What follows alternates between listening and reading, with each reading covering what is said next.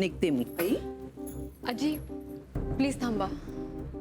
मला वाटलं तुला माझ्याशी बोलायचंय. आजी तुम्ही दोघे जर बोलला नाही तर गैरसमज उगाच वाढत जातील. तुमच्या दोघींमध्ये संवाद होणं फार गरजेचं आहे. प्लीज थांबा. प्लीज आजी बसा ना माझ्यासाठी. निर्मला आत्या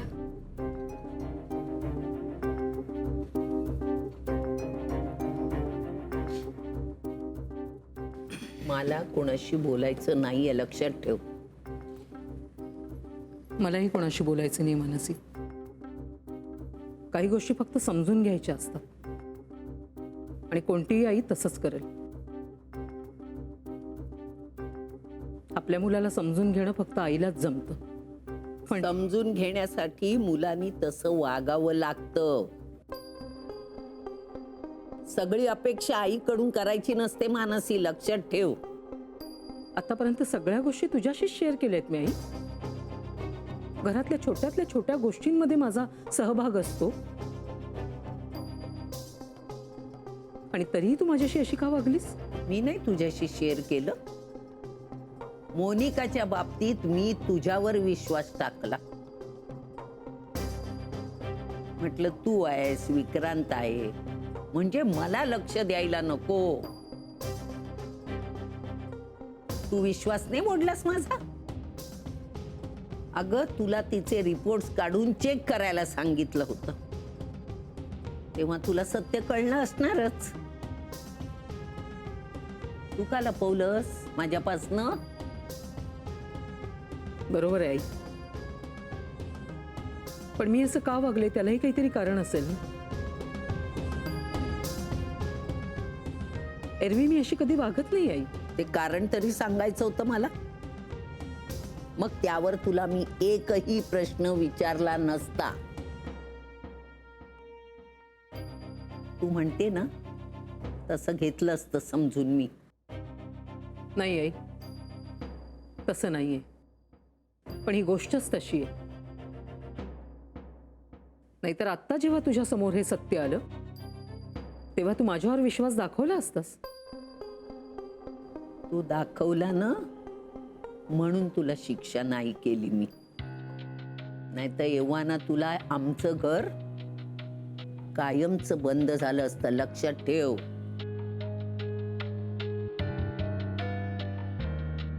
तुला राग माहिती आहे ना माझा.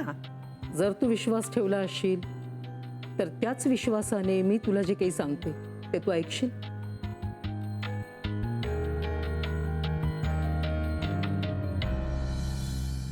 काका माझा विश्वासच बसत नाही की आपण एवढे लोक एवढे सगळे कंदील बनवले. बघ, आणि तू काय म्हणालास आपण बाहेर ना आणूया? एवढे चांगले मिळतात का बाहेर? आता मी दरवर्षी घरातच कंदील बनवणार. आणि आपण किल्ला कसा मस्त बनवला का नाही?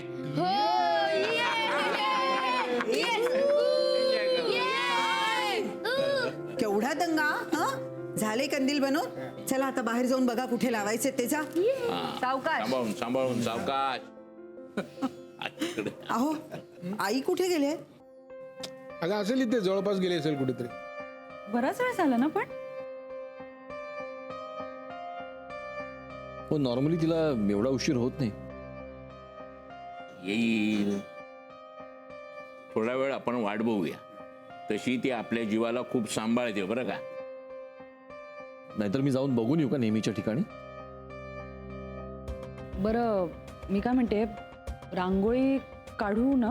गीता एवढा गहन प्रश्न आहे का? भाऊजी मग काय करू मी? मला ना काही कळेनासच झालंय. जोपर्यंत आई आणि विक्रांत एकमेकांशी बोलत नाही ना तोपर्यंत कशाला काहीच अर्थ नाही. खरंय तुझं गीता.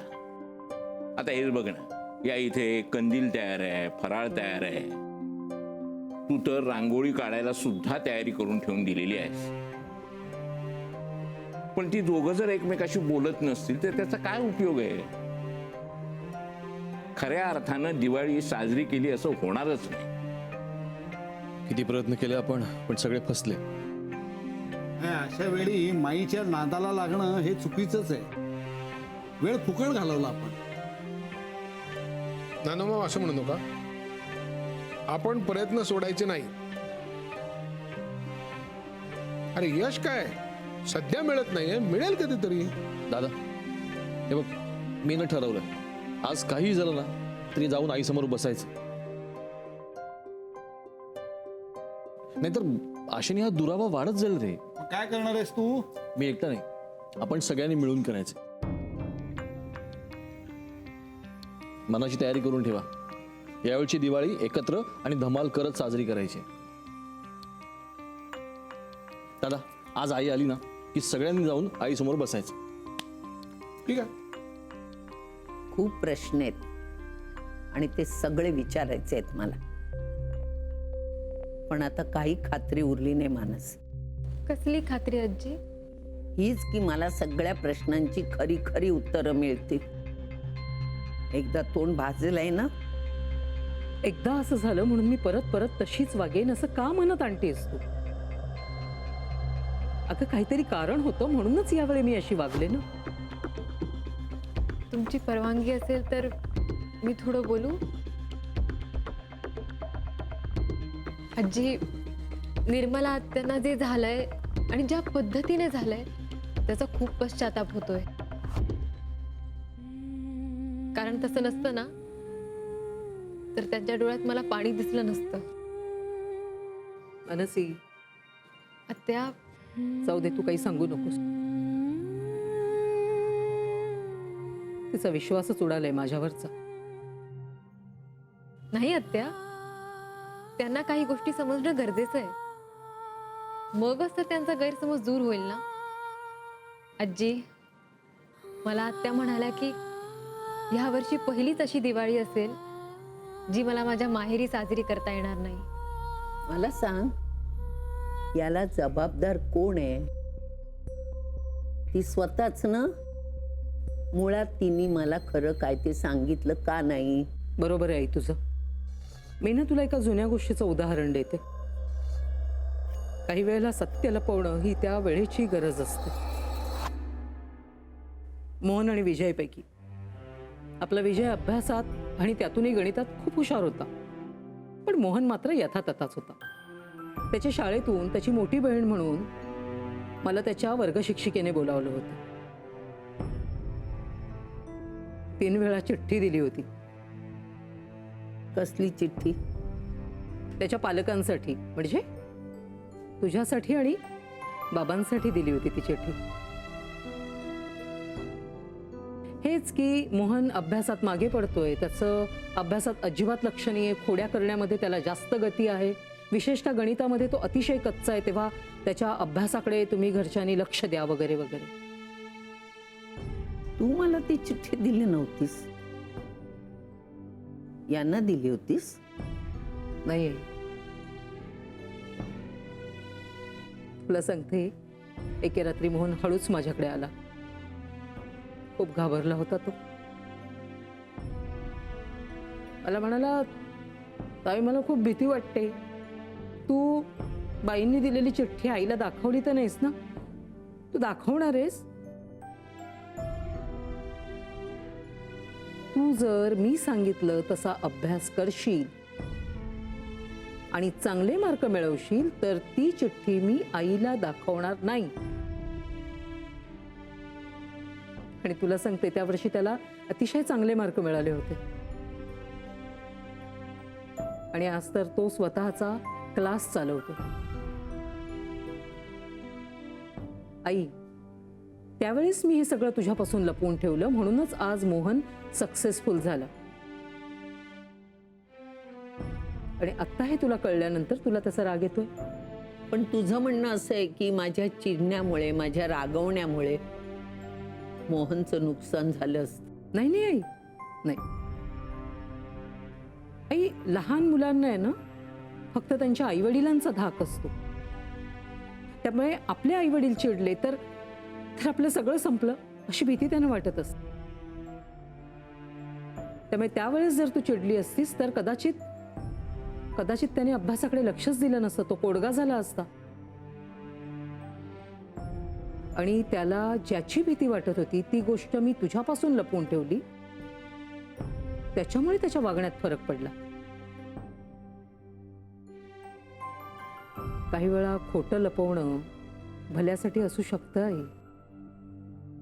तेव्हा तुला मोहननी गळ घातली म्हणून तू मला सांगितलं नाही. विक्रांतनी तुला गळ घातली मला सांगू नको म्हणून. जसं त्यांनी मोनिकाला सांगितलं.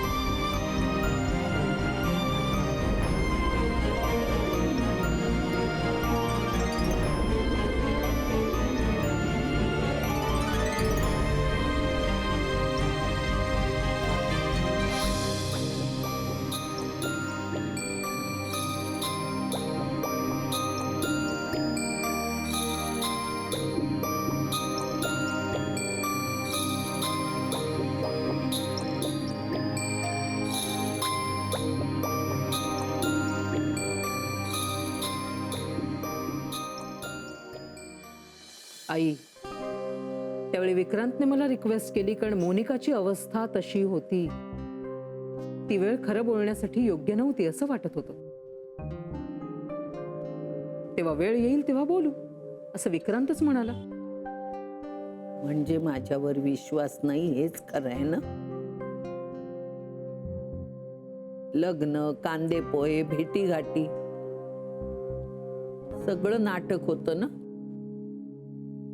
हो, होतं ते खोटं. पण आई, विक्रांतने आपली जबाबदारी झटकून नाही टाकली. त्याने एक निर्णय घेतला.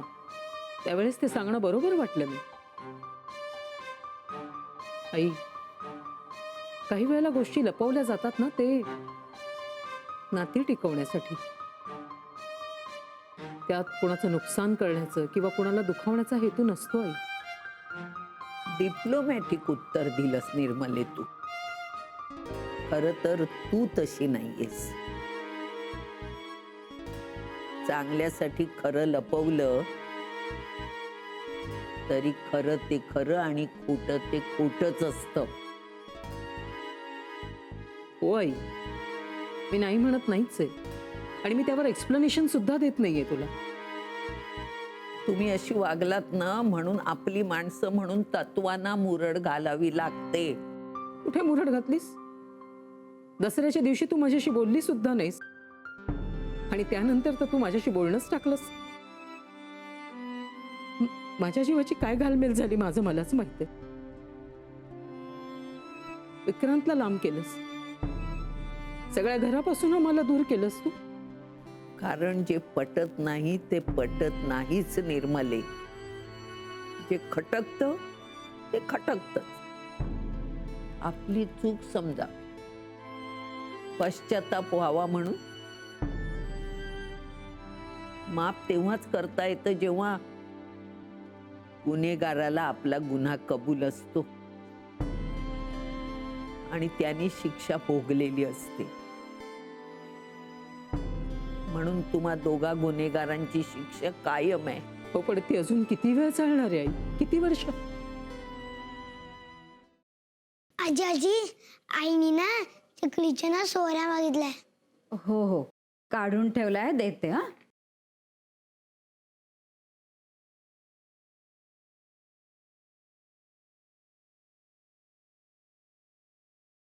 हा, घे.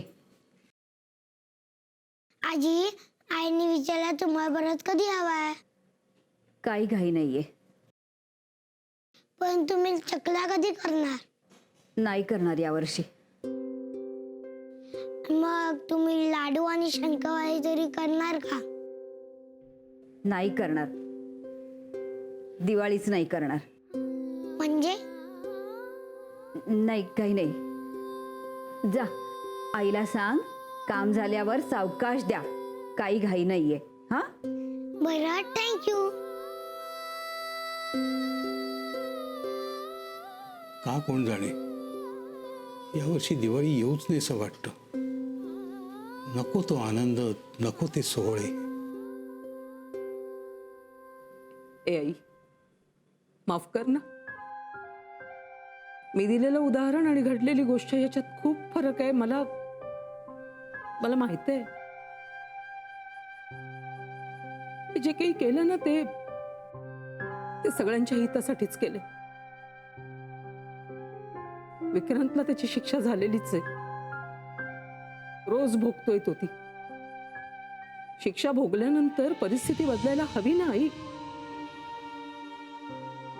ए आई,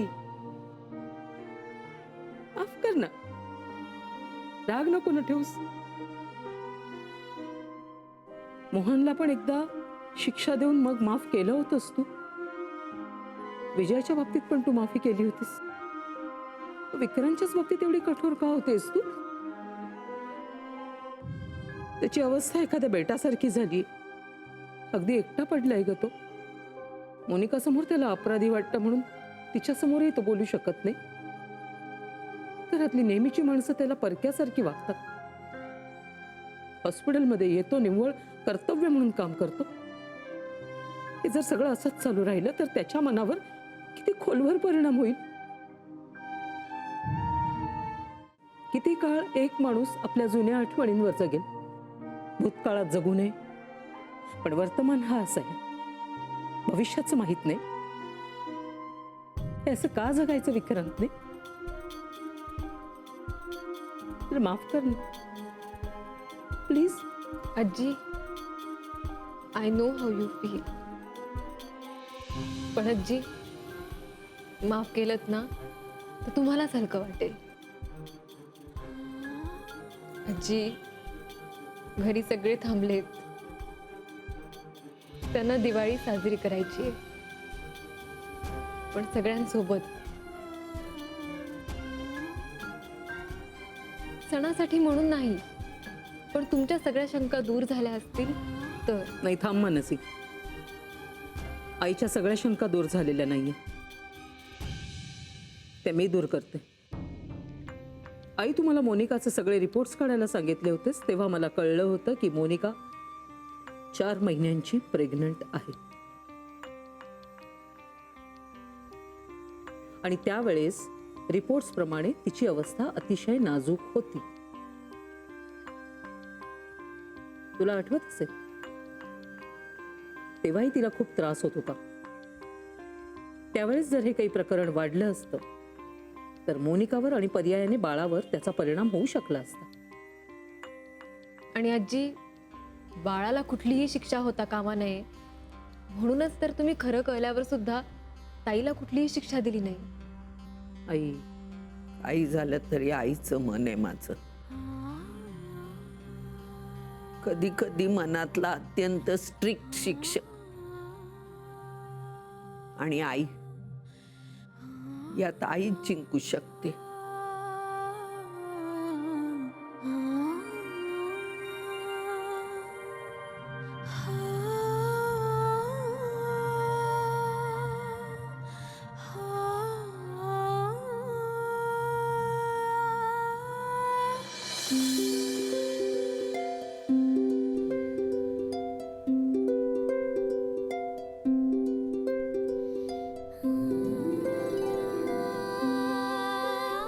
ऑल इज वेल नाव. वाद संपले. चला सगळे मिळून दिवाळी सेलिब्रेट करूया. हॅपी दिवाळी.